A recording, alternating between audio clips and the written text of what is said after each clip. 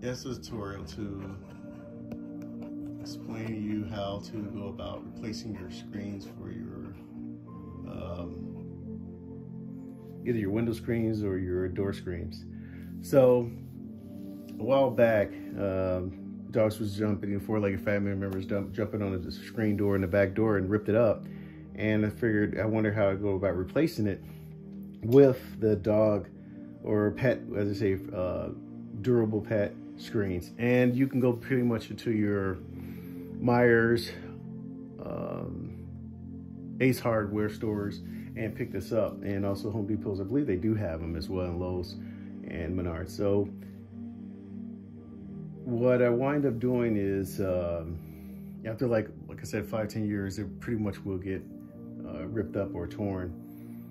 It also protects great from hail damage as well, so definitely your window still be intact. But just to break it through, this is so durable. It's interesting because I skipped the blade. They actually skipped when I was edging everything out, cutting it out, after placing the screen strip line in there, and it actually didn't cut through. So it's definitely durable. So get into it. What you're gonna have to do is rip out your old strip line in there for the screens. It's gonna be probably in the corner. It's gonna be two ends come together. So that would pretty much look like this, two ends coming together in a corner right here. And the tools you're gonna need handy, obviously, is a screen inserter, which actually inserts the screen in the strip line and make it solid and whole. You're gonna need a blade to cut the excess residue from around the edges that you cut it out with your scissors. And for the ends, I like to use when I get to the corner for the strip line, is to press them in very good, because this guy right here would not get the corners, obviously. So yeah, this won't do it. And you have two ends. You have a very thin blade, you have a thick blade on one side. That's for thicker strip lines. I'm using a basic strip line. I picked up with it at, I believe it was Menards. It's for 100, actually for 300 feet of cord, which I went through because I replaced all of my window screens. So what you do first, obviously, is rip out the old screen, and by first taking out the strip line for it, and then after that you clean it up real well. But if I was you, if the screen is about, let's say, 20 years old, I would not.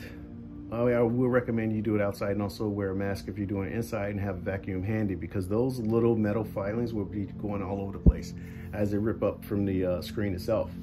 And sometimes I use the flathead screwdriver to clean in between it to get the residue out, the little powder metals that don't want to come out particularly. But yes, you place your new screen over it, cut out with your scissors the dimensions.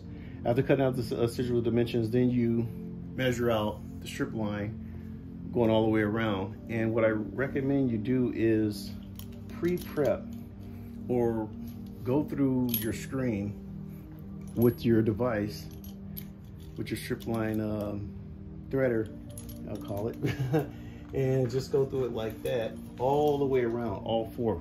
Because what they will allow you to do, you actually see the thickness of that screen come out and the tightness of it. But you want to go over it multiple times, but just to make sure everything's even, you don't get any kinks on any corners. Once you do that, just like I said, just going over it with this device, then you get this guy here and finish threading out, which I had done actually. So I threaded out like here, like so, but I went slow. So if you do pinch it, and sometimes the blade will skip and run off, just go back over it, peel back up the strip line, go over it again, your seams, just to make sure you have a good tight fit, as you do here, as you see here. What's interesting is that when I had this material folded up for a while, I couldn't get to it because I had other things, wait till my wrist healed up. And now I'm back at it, And this actually came out pretty tight, actually. It took me 3 times to go around to pre-prep it. So then after that, this is the finishing touch, obviously. So I'm doing my trimming. And to finish your trim, I'll try to zoom in on that part right there. Let me see if I can. Yeah. So the trimming part here, what I'm gonna wind up doing is finishing it. Yeah, you can see it actually with the camera. I can see the grooves, they're still in there, but when the sun hit it, that'll iron it all out. So I'm gonna take my blade, and this is a basic drywall blade, and just glasses on, see, and go over it like so, rubbing up against the metal part, just over the strip line, and it cuts like that. So we get down to the edges, it's like almost like you're writing something. I gotta pierce it in, as I'm slightly pulling it away very gently, so I don't want to pull out the strip line.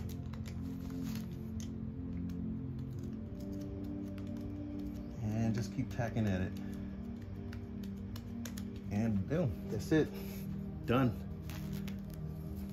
So that's basically it, how you replace and repair holes in, like I had mentioned, the old screens that's been probably out there for about, I would say, a good 15-20 years. So the beauty of it is this right here is more durable, it's thicker, and it provides some more shade. The direct sunlight's not coming in. That's what I like about it.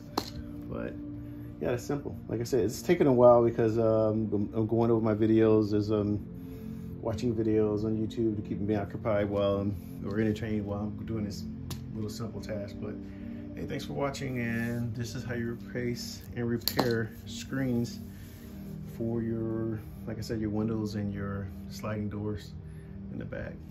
And it's best for pets. This is the best material for pets, and like I said, hail damage you don't have to worry about. Thanks again for watching. God bless, peace.